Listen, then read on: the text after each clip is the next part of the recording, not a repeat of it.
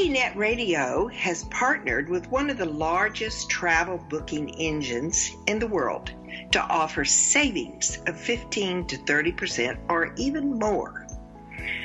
I give you the opportunity to go look at their hotel fees and take advantage of their cost savings. Please go to www.bestradiotravel.com. Check them out. I think you'll be pleased. Welcome to Second Wind with Joyce Buford, a program for and about women. Joyce Buford is a certified coach and motivational speaker who has a passion for helping women who need a second wind. She is the author of the Amazon bestseller, Effortless Happiness, How to Find Your Voice and Finally Ask for What You Really Want. She studied directly with her mentor, Jack Canfield, and is a fully certified coach in his program. Also, she has served as an assistant in his training programs. Through her study with many prestigious coaches and mentors, she has created a powerful program that has positively impacted thousands of people. On today's program, Joyce and her guests will help you to get your second wind. Now here's your host, Joyce Buford. Welcome, welcome, welcome. Always great to have you here. Well, how's your new year starting? I hope it is taking off with a blast. One of the things that I like to do at the beginning of every year is to teach a vision board workshop.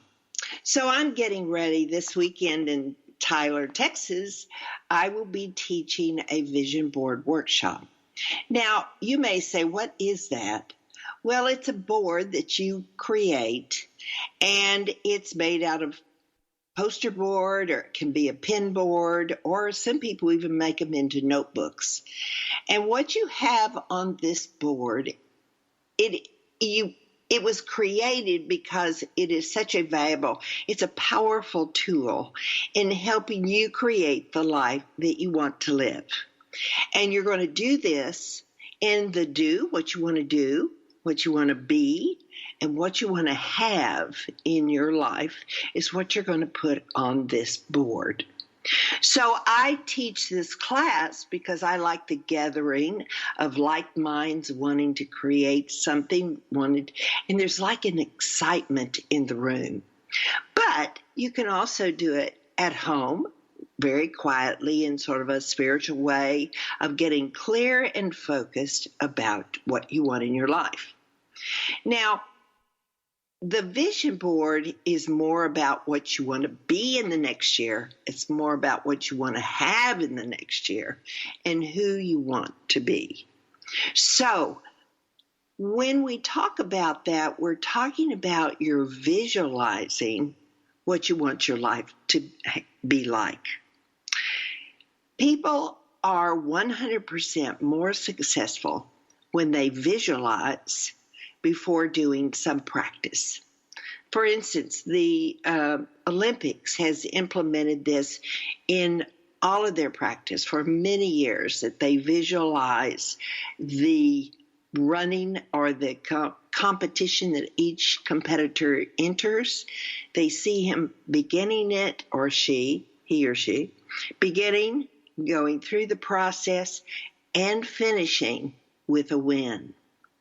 This was a study that was done at Harvard to prove that people, when they visualize the complete action with a successful ending, it is more likely to become true. Now, this was practiced. I want to tell you a story about, I don't know if you'll remember this comedian, but his name is Jim Carrey. And he's a Canadian-American now, and he is an actor with absolutely funniest slapstick performances that he had written. And he had written himself a $10 million check for services rendered. And he dated it for Thanksgiving 1995. Now, he's using this vision board in another way by writing himself the check and carrying that check with him. Nightly, he would drive up to Mulholland Drive in Hollywood, which is a high area that overlooks the city. And there he would visualize the directors admiring his work, praising his work, and he would look at his check and see that $10,000 check with the date on it. Well, just before Thanksgiving 1995, Jim found out he would be receiving $10 million for his role in Dumb and Dumber. That was a movie, if you don't remember that. But I love stories like this because it's examples, and there are many examples of people that have visioned their way into success. One of the ways we do this is because in our brain, we have an amazing body. But in the brain, there is, in our subconscious brain, the reticular activating system, which helps us pay attention, draw in those things that we see every day, but because it's a filtering system in what we take into our subconscious, we may bypass some of the signs that would give us the opportunity to sit where Jim Carrey sat. For instance, I wanted a new car. So what I did is I took myself down to the car dealership. I took a picture of me sitting in the color of the car that I wanted, which for me was a red Cadillac. And, I'm in Texas. We like Cadillacs. And so anyway, so I sat in that car, took my picture, and it was about 2 years later, I was driving a red Cadillac. Now, you say that's a coincidence? Maybe, maybe not. But I know with the focus of my mind, it was achieved. So there are many things that happen with the vision board. And by creating it with images of things that you want, by embellishing it with words and phrases that create emotion in you. And I may say that these images are always images of the completed ask,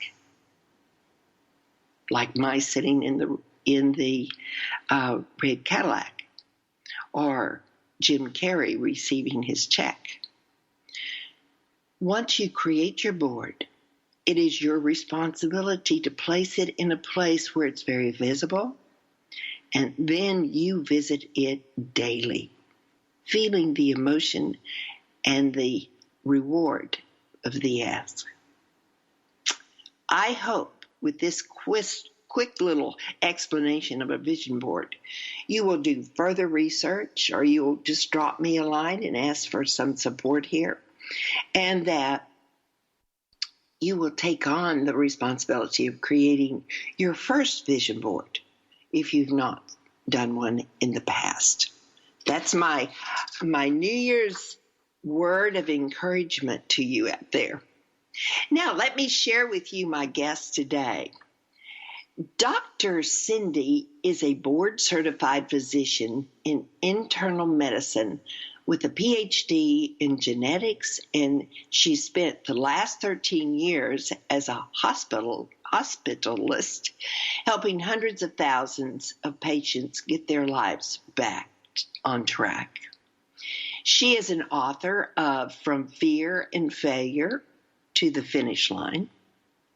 And so she helps women step out of their comfort zones and reinvent themselves while stepping into the second half of their lives, feeling energized, empowered, and awakened to their long-lost passion and dreams so that they can unleash their potential and find true joy in their lives.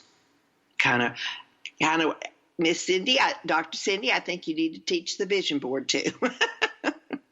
So But anyway, she is the mother and has a son that are in their teens, and they are soon to be leaving the nest. And then Dr. Cindy will be breaking loose, and she will. The world has not known what Dr. Cindy will share with us then. But anyway, Dr. Cindy, Dr. Cindy Stark, welcome to the show. It's great to have you here. Thank you, Joyce. I'm so glad to be here. I'm super excited to talk to you this morning. So do you decide you're going to do a vision board? You have to do a vision board. Yes, I have to. I was just thinking this morning, there's all these motivational, little notes that I give to myself, and I don't ever know where to put them. I'll put them in my drawer so that when I'm opening my drawer, I see it. But I still have my hairbrushes and stuff on top of it, so I need to put them front and center and attach pictures. Good grief. I know. I wish you could come up this weekend and you could come to my workshop. That'd be great. But anyway, in the future, I'm going to do a vision board online, so that will help everybody that's out there listening as well.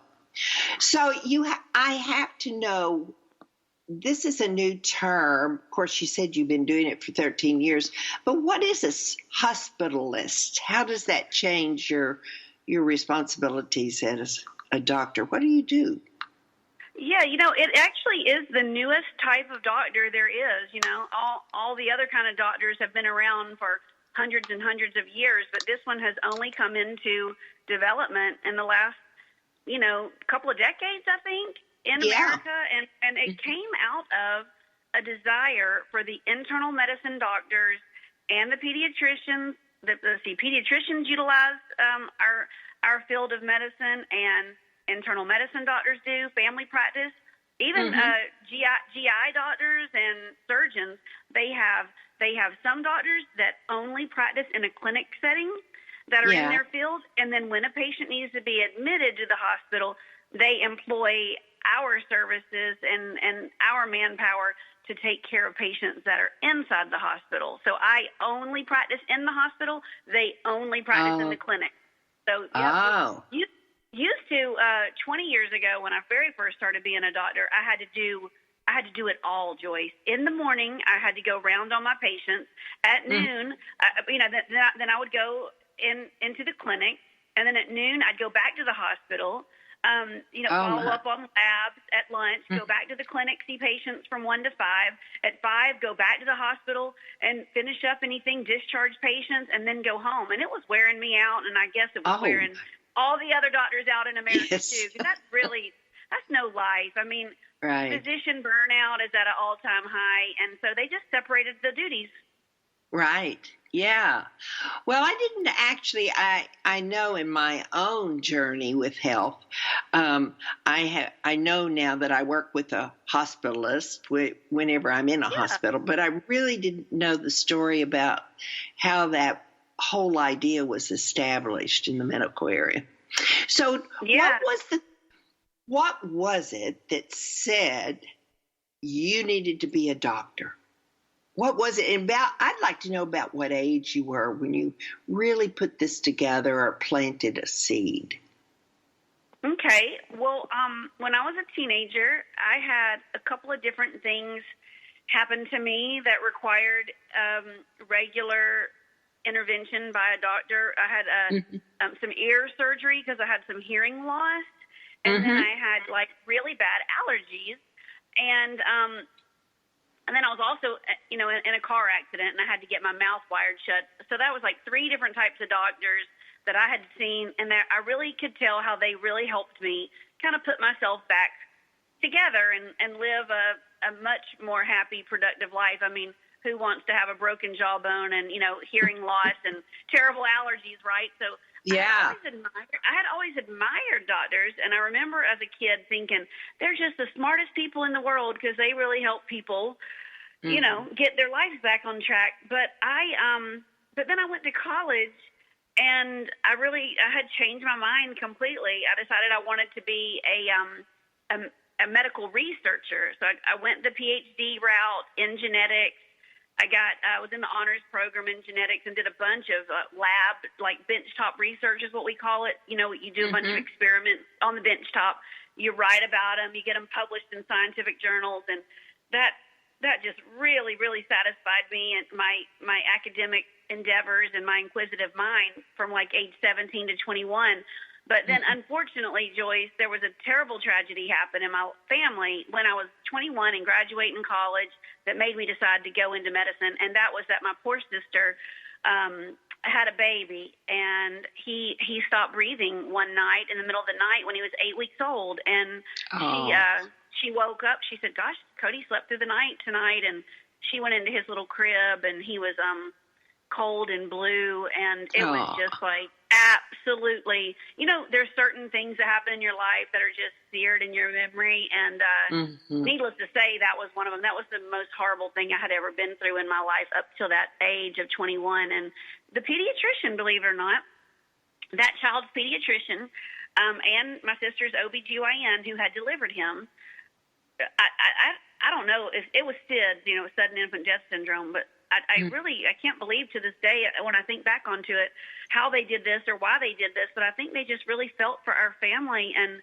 they came into our house, those two doctors. They came to the funeral. They arranged for us to have infant CPR classes, all of us, because she had already had another baby, and you know she was going to have more babies later, and just the way that they helped our family through this tragedy, I just said I want to do that for the rest of my life. And so I changed my mind right at college graduation and had to take some time off to take the prerequisites and all the exams to get into medical school. But that's when it was, so age 21. Wow. Well, yeah. You are a smart lady. I mean, Thank you. I think of doctoring as being a very it requires a lot. With really all the does. things you have to understand and teach and practice, it's a lot. Yeah, and you know, I'm 50 years old now, and the more I've gone through it, I realize, you know, I think way back when I was young, I just was so into pushing myself academically, but now, and it's true, don't get me wrong. I mean, there has to be this baseline level of medical knowledge, chemistry knowledge, biology knowledge, everything. But really what it boils down to on a day-to-day basis in my field of work is just the compassion that you have for the human journey. And, you know, it doesn't matter what you know. If you're not nice at the bedside, the people will, they will, you just feel like daggers coming at you if you come into the door. So you have to really humble yourself and get a feel of the emotion in the room and who's in there and get on their level. And, you know, it's almost like I feel sometimes like I'm 50% cheerleader, psychologist, 25% actress, and 25% medical knowledge because, excuse me, you just really have to gauge what's going on in there and to be able to reach those people. Excuse me. But I love what I do. Well, what happened in your life that your defining moment, the thing that really was what propelled you to go in? I mean, you do this, the doctor, that's part, but you're also sort of drawn to expand, which sounds from your history, you love to expand and expand and expand. But was there something that sent you a signal and said you need more or you need to grow, or can you tell us about that? Well, you know, I wish I could put my finger on that and figure out exactly why that is. I've often wondered. Everybody in my family wonders where it came from. I've often been told that they really don't know where I came from because no one else in my family really has this type of drive that I have. I mean, my mom and dad have just always been astounded at it, and I just always say this is just how I was drawn. This is how I was made. I don't really know any other way to be. But if I had to put it at one particular point in my history, I was in fourth grade, and there was this amazing, wonderful, fantastic teacher named Mr. Bennett. and he was the gifted program. It was called SCORE back then, and a tiny fraction of kids got asked to be in SCORE. And some of my best friends, had gotten asked in 3rd and 4th grade. I don't think I got asked till 5th grade, but so around 4th grade, it was in my awareness that some of these kids in my class are getting invited into this really special alternative thing. You did it one period out of the day, and he had us make up these civilizations, Joyce, like out of scratch. We made a civilization, and we buried artifacts on the school, land, the grounds. I don't know. Still, sometimes I wonder if he got in trouble for letting us dig up the property around there. And then we put on plays, and he taught us about Vincent van Gogh and Beethoven, and he had this unique ability to see what each and every one's gifts were, and to just really bring it out. And I was just super organized and really shy, and believe it or not outspoken at all. Couldn't stand being in front of anybody.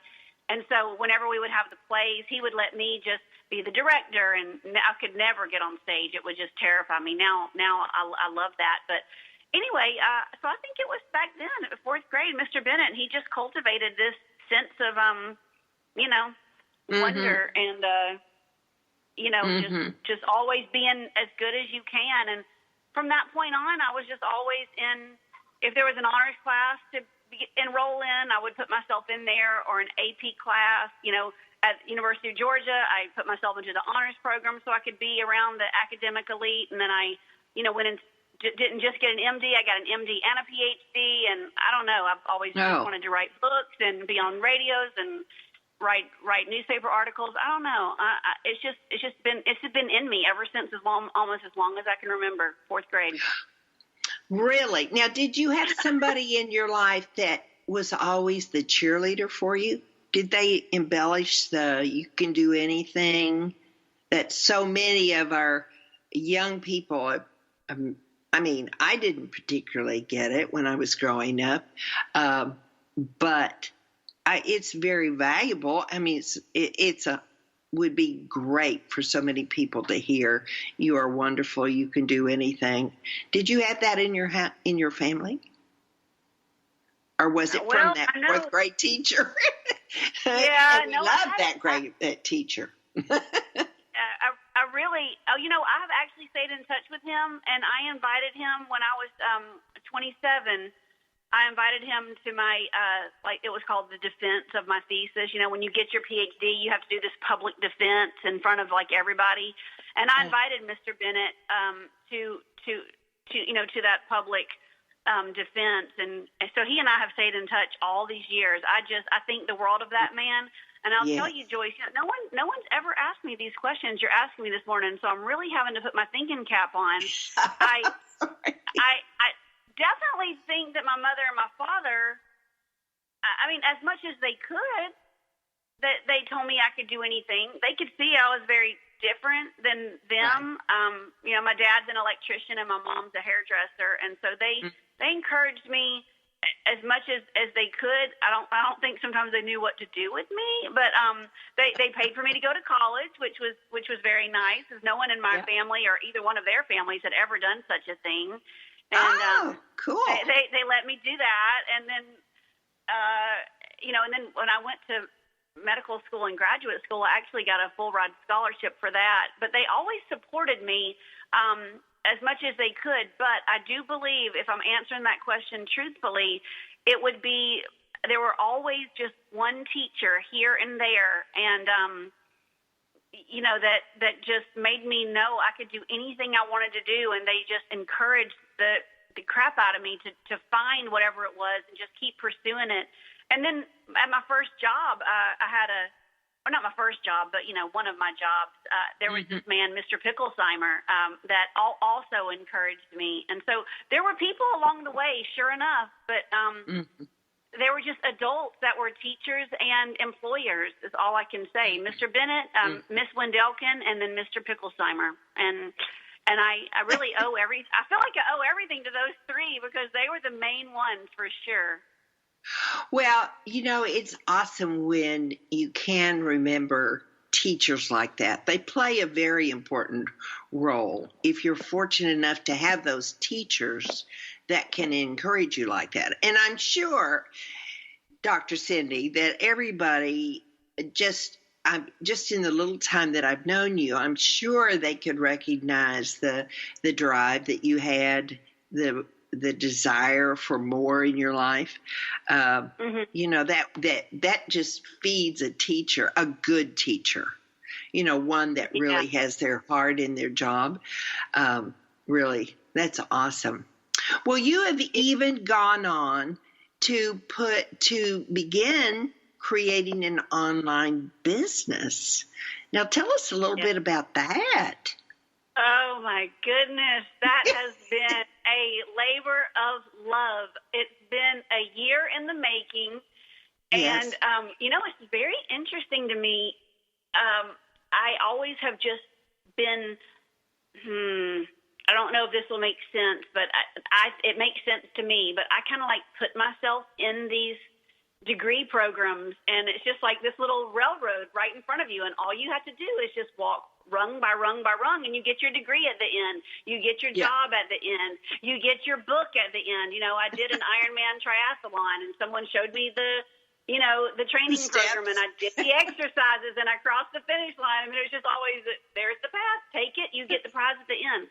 But at the beginning of last year, I had an idea that I really wanted to share my gifts with women all over the country, and not just women in Gainesville, Georgia, and just really help people realize what they're made of and believe in themselves again and get their health back on track. And I just started getting really passionate about these people that I'm seeing all day, every day in the hospital. I love them, and I love my position, and I love the freedom and the income and the proximity to my house and all this stuff, and it lets me be the kind of mother and wife I want to be. But these people in America are getting sicker and sicker, and I'm getting busier and busier every day, and I really want to help people learn these tricks that I know, and spend a lot of time with these women, and they can hire me, you know, one-on-one or in a group. And let me teach you the trick so that you don't ever have to end up in the hospital. So I just had this idea, let me start this online mentoring program. And it's taken a year to get it off the ground because Cindy, I'm going to stop you here because we have to go to break. But when we come back, I really do want to spend time talking about what the program is about and who it helps. So we're going to take a short break now, learn a little bit about what's happening around Joyce and some of the other professionals on the podcast. And so anyway, we will be back shortly. So do come back so you can hear Dr. Cindy's story.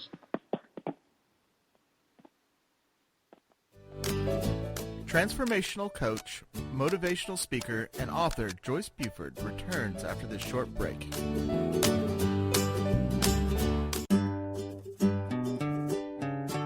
Close your eyes and imagine living your life without limits. Where would you go? Who would you meet? What would you do? During an Uncover Your Hidden Genius session, you will discover what's keeping you from living your life with purpose, passion, and fulfillment of your potential. You'll get a clear vision of the steps you need to take to uncover your hidden genius so that you can live a life without limits.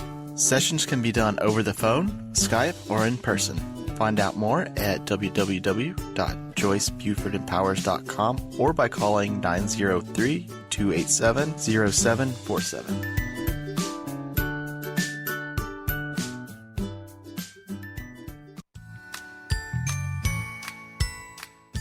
TogiNet Radio has partnered with one of the largest travel booking engines in the world to offer savings of 15 to 30% or more on hotel booking fees through our own web portal, www.bestradiotravel.com. Discover the discount you can receive by going to bestradiotravel.com/Joyce, Joyce, to see for yourself. This is a custom booking site for the listeners of my show through TogiNet Radio. We have negotiated special rates at over 650,000 hotels worldwide to save our customers money. Our members leverage our massive buying power to save thousands of dollars by booking with us. BestRadioTravel.com can beat the best prices offered by any other major travel booking website. Please go to BestRadioTravel.com/Joyce, sign up, and enjoy the discounts. This is BestRadioTravel.com/Joyce, Joyce.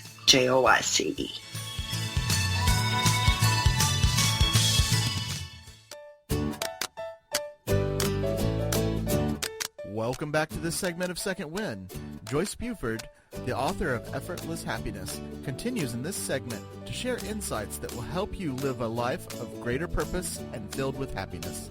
Now here's our host, author and coach, Joyce Buford. Welcome back. We are talking today with Dr. Cindy Stark. And Dr. Cindy Stark has had so many different careers and achieved so much. Over her young years, she's now 50. And so she had a revelation through her doctoring about women and the transitions that we go through. So, Dr. Cindy, share with us that really the reason you started that online business was to help the women, right? Yes, yes. Because you saw what women are so giving that we just give and give and give until we're actually dragging. So tell us what you saw in your medical work. Okay, yeah. So while I was building, my career, what I was noticing all around me is that just people were getting sicker and sicker, and they didn't seem to have a clue as to how impactful their day-to-day decisions were on their health or lack thereof. And It wasn't even just like simple things like what they put into their mouths, but it was also like something going on in America right now, Joyce. I just feel like there's this tragedy where it's with the cell phones, it's with the cars, it's with the fast food restaurants. Everybody's disconnected. Everybody. No one talks to their neighbors anymore. No one sends letters. No one picks up the phone and calls anybody. No, I feel like nobody visits anymore. Nobody has dinners together. Nobody helps anybody out anymore. And so I just felt like this big, huge, overwhelming burden that I feel like, I'm not trying to sound conceited when I say this, but I feel like I have the secret, like the key that unlocks, pure, perfect health and vitality. And it's just because of the way I was raised. My dad was a farmer, and we're really like kind of homegrown, like Southern family. Mm-hmm. And we don't buy into all this crap. We don't, even my kids, my 15-year-old son and my 17-year-old daughter put limits on their cell phones for themselves. 2 hours a day, Mom, that's it. We're not video playing families. We just do things together. We play cards, stuff like that.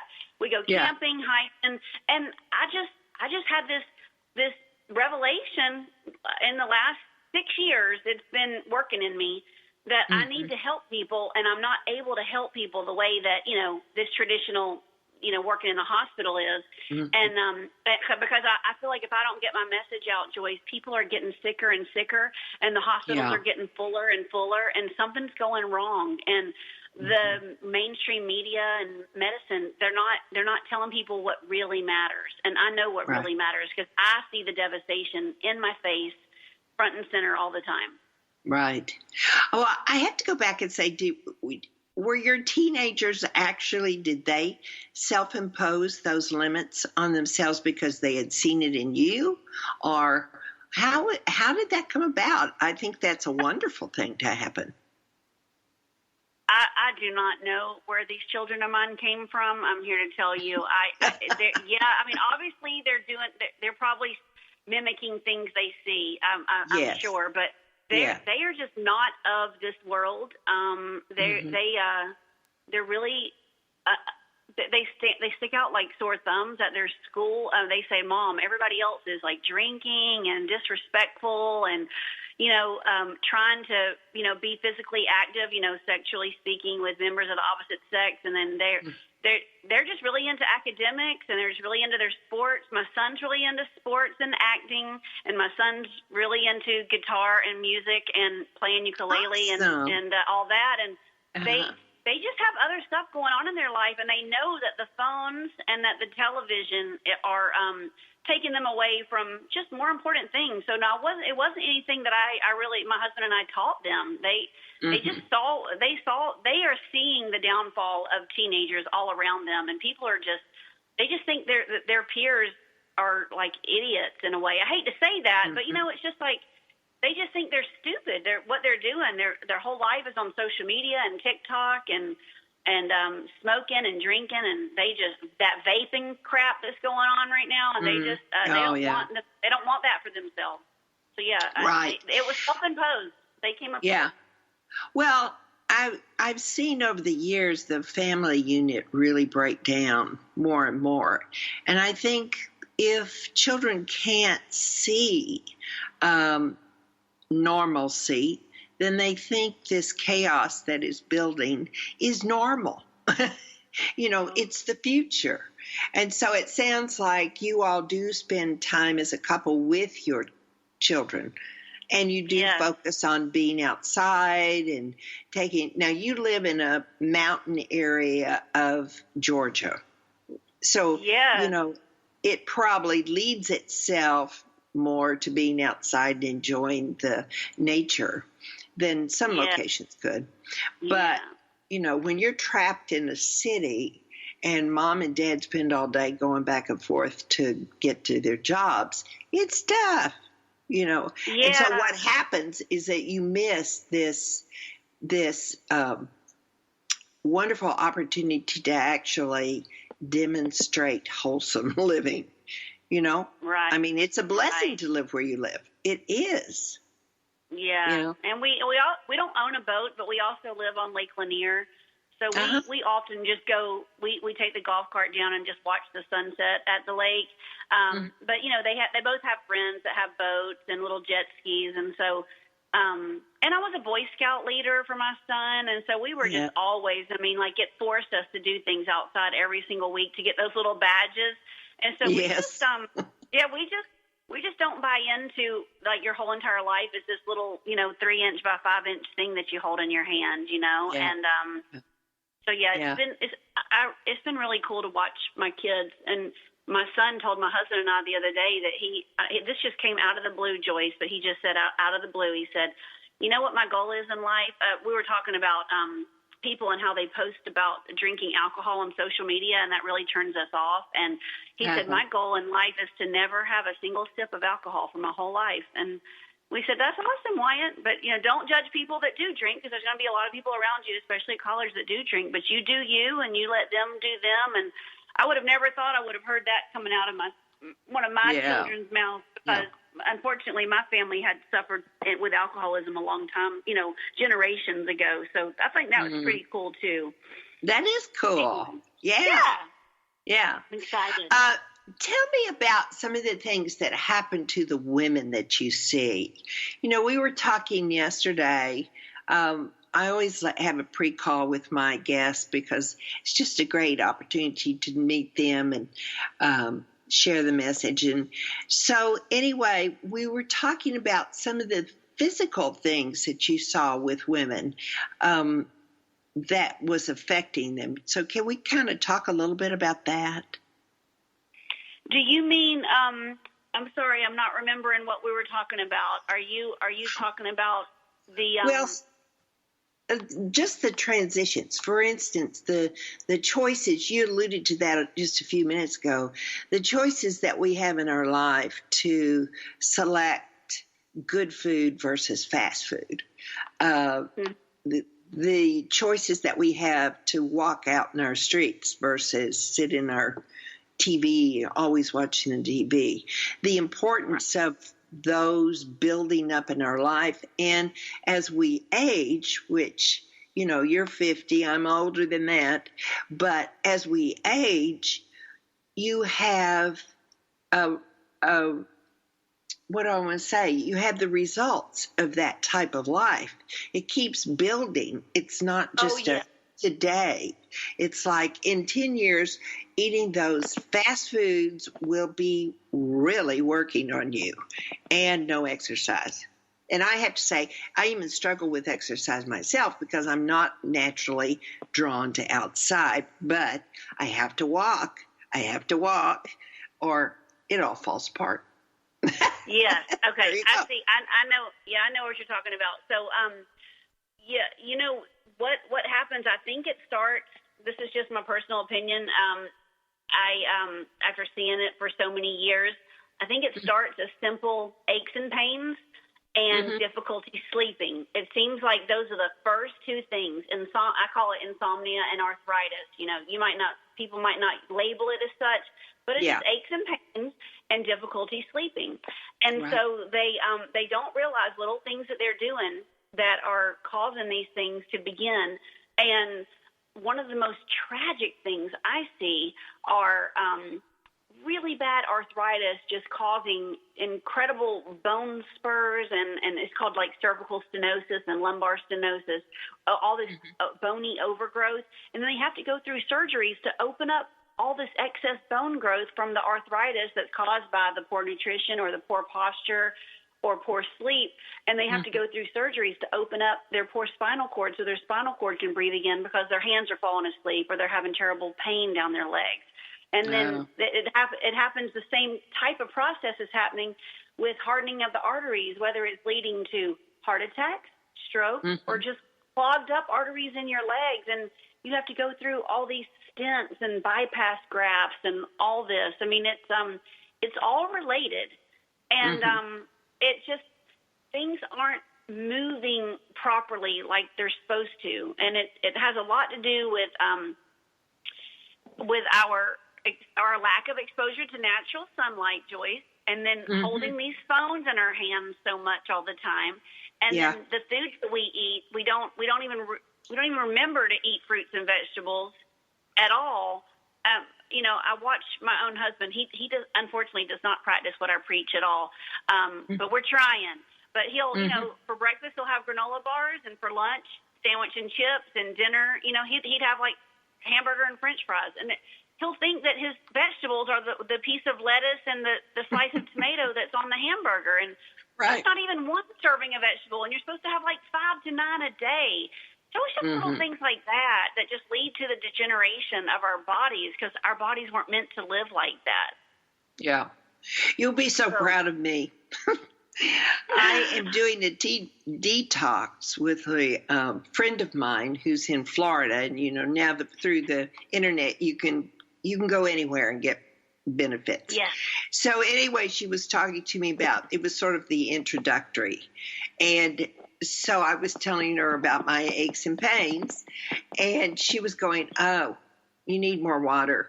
We're doing this and you can't take this. And I mean, she was so knowledgeable. I felt like, oh my gosh, just talking to her. And she's has been a guest on my show and very knowledgeable. And so nobody knows that stuff. Yeah, nobody talks about it. What did we get talked about in our faces on that TV? More pizza, more hamburgers and fries. Yes. I mean, come on. They know what they're doing. Yeah. So, that's something I'm doing for the first of the year to kind of act on those things that I can tell in my body are not working right. And it's like, I don't know, but I feel like so many people feel that let's run to the doctor, get it fixed, and go on with life. And the doctors will do the work. And somebody's not getting the message. It's not the doctors that have to fix us. It starts with us.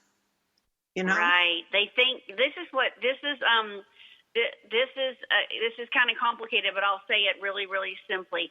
There's this underlying inflammation that's going on in our bodies. Okay, just imagine it's in your knee, it's in your neck, it's in your hands. It's horrible inflammation, and it's in the arteries that's going to lead to a heart attack or a stroke in a few more decades. And so there's this inflammation that's going on. And what we're doing in our life through our water, through our food, through our exercise, through all these waves on, that are on the phones and the TVs, and then the lack of sunlight and all that, all this is leading to this ball of inflammation, and it accumulates different places depending on who you are. And we think that all we got to do is go to a doctor and get a Motrin or a Celebrex or, a statin or, a blood pressure pill. And that takes away all that inflammation. It doesn't take away the inflammation. The inflammation is still there. Those medicines just take away our body's ability to sense the inflammation. So we just don't feel that pain anymore but the inflammation is going on. So, what I teach is just how to get rid of the inflammation in the first place. So you're assured that vibrant, vital life that is ours for the taking. I mean, it's what God made us to be like. We just lost. America lost their way. It's it's sad. I feel like someone's getting rich off of this, Joyce, and the doctors are having to try to pick up all the pieces, but the patients are the ones that are suffering left and right. It's just really tragic. Well, if you go back and visit some of my other shows, Nicole Andrews is her name. So you all would have a fabulous conversation. All right. I'll check her out. Thank you. You just have a great, great conversation. Because she was into the inflammation yesterday, which I totally know I have because of some of the pain I have in different areas. So, I know I got to get rid of it. Don't you think even that is affecting the brain? I mean, our leaky guts affects our brain. So if we ignore the signs that we get, are we not just opening ourselves to more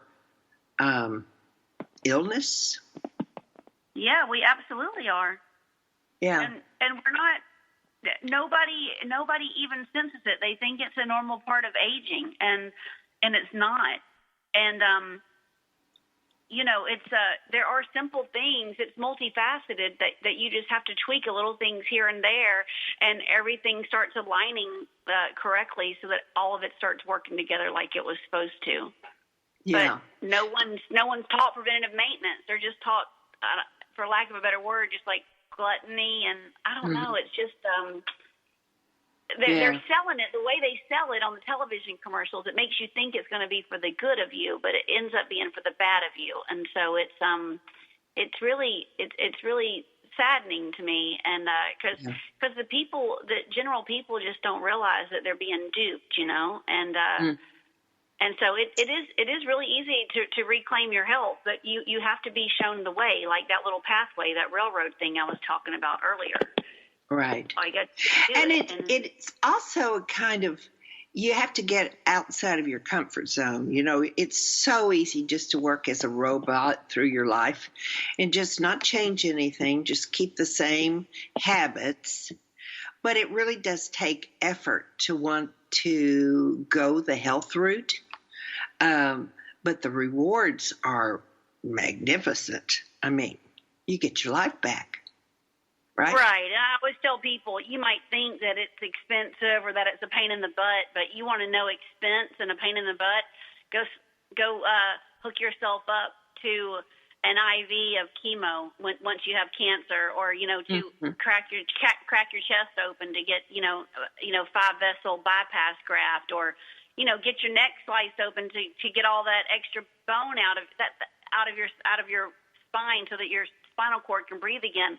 That's expensive, and that's the pain in the butt. I mean, if you would just give yourself enough respect and love your body enough to just make these simple decisions, and you can avoid that. But I think what people think is that that's just never going to happen to them.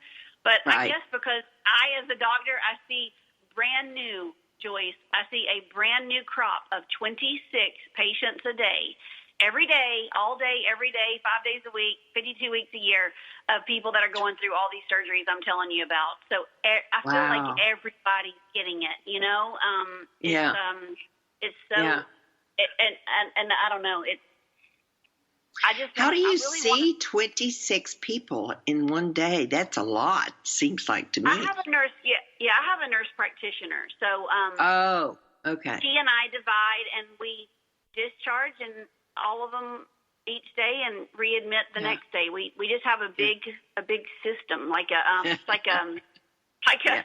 windmill or something. I don't know. I'm thinking in my mind like a churn. You know, they just always come back in. It's never a shortage of patients in that 2020. Yeah. So in your business that you're creating online, what particularly, I mean, can you kind of tell us a little bit of what you focus on for creating that new woman? Yeah, so I have, it's an 8-week course of what I'm doing right now. And again, like I told you, it's all still in development. So what I'm currently doing is it's a group coaching program, and it's 8 weeks long. And it's kind of delineated out on my website, therealdrcindy.com. And so week 1 is mindset. We work really deep dive on mindset and just I teach you ways to know that just how powerful you are and what kind of, you know, rights you have in your body, God-given rights that you were born with that you probably have just forgotten about. And you kind of I teach you how to claim the life that you want. And then the next module is a 2-week deep dive into nutrition and gut health. And we do stool analysis and which really help people with their poor little microbiome that's so severely diseased in most of Americans' colons. And just ways to, you know, rehabilitate that biome. And then the next one is all about sleep. I do a whole week of module just on how to get your sleep back on track. Another one is spirituality and connection to your neighbors and your family and your community and your spouse and your kids, and how to learn different people's love languages and just reconnect yourself to the people around you. And then another one is just how to get back in touch with the earth and healthy exercise and exposure to our nature that's right outside our doors. Right. And then the last one is reclaiming a new you and just dreaming again. And I help my women get really clear on what their goals are for where they want to go. Most women, their kids have just left their house and they just need to realize, like we were talking about yesterday, Joyce, that change is coming. You can't deny it. So you can't keep living like you're going to be doing carpool and grocery shopping for 4, right? I mean, you got a new life ahead of you. And so I help them rebuild it, and we take baby steps, and I just hold them accountable and make them believe in themselves, and I become that Mr. Bennett and Miss Wendelkin and Mr. Picklesheimer. You know, I become that woman for them. And all in one person. And I create this online community through Facebook groups, and we just all hold each other accountable and cheer each other on, and we just have a tribe of like-minded women. It's just incredible. Oh, that sounds like it's really a good program. How do people find out about it? What is your website? How do they go to sign up? I can be found on the internet at therealdrcindy.com. And there's a free training in there, and I always recommend people to watch my free training first. It's a 45-minute webinar that I shot, and see if it even resonates with you. And if it does, then there is a contact at the very end, you know, that they can get on my calendar and book a call with me, and I can see if I think that they're a fit for me, and they can see if they think I'm a fit for them, and all those breakthrough calls, and we just kind of see what's holding them back, and if I can help them. If I can get them there, then I will, and if I can't, I will send them somewhere else to different colleagues of mine. So it's just been a really exciting time of my life, helping people at a different level, you know? Yeah. Well, that really sounds like a great group. So can people join your group without joining your program, or? Yeah, there's a free Facebook group, and that's also on my website. And after they watch the video, my webinar, it's like my free training. If they just are not ready to do anything, if they're not ready to join my program yet, you can always get my book there that I wrote, or you can just join my free Facebook group. All the links are right there on my website. There's a lot of videos that I shoot. I do little trainings, like 5 minutes at a time, a couple, 3 times a week, and they're all cataloged on that website. And they can absolutely, if they don't want to join the program, they can just join the Facebook group and join in on the conversation there, because there's a lively group of women and some men. I really touch the hearts of some men around my community, and they cheer me on too. So we're all just trying to be healthier, Joyce, and make the most out of the last days we have on this earth, Yeah. Sounds like it's a really good program, good support for women in no matter what transition they're in, because we're always moving somewhere. We're on our way to something. Exactly. All the way through life, from marriage to babies to midlife to college to children to empty nest. It's just always there, and then so it makes life pretty exciting, doesn't it? Yes, and we're the glue that holds the family together. So we have to be. I just think that we really have to take care of ourselves first so that we can take care of everybody else. It's that whole thing about put your oxygen mask on first in the plane so that you can help others. You have to make sure that you're good, so that, because we really have the most important role in I always say in America. I mean, of course, it's the whole world, but because I'm an American, I always say America. But we just have the most important role in America, because we're responsible for the health and safety and and the hearts of everybody. Yeah. Well, Cindy, we have come to the end of our hour, and it's been so much fun and informative for my guests. So I really thank you for being here today, and I encourage everybody to go back, share this program when it comes up online, so that others in your community can know of the benefit of connecting with Dr. Cindy on therealdrcindy.com. So thank you, Cindy. It was just really a pleasure having you on the show today. Oh, my gosh, Joyce. Thank you so much for reaching out to me. The pleasure is all mine, and if there's anything I can ever do to help you, please reach out, and I'm absolutely going to take your vision board online course, because I've never made one in my life. Okay, great. Bye. Thank you, Joyce. All right, have a good day. Bye-bye. New lives. You can find out more about her coaching services at JoyceBufordEmpowers.com.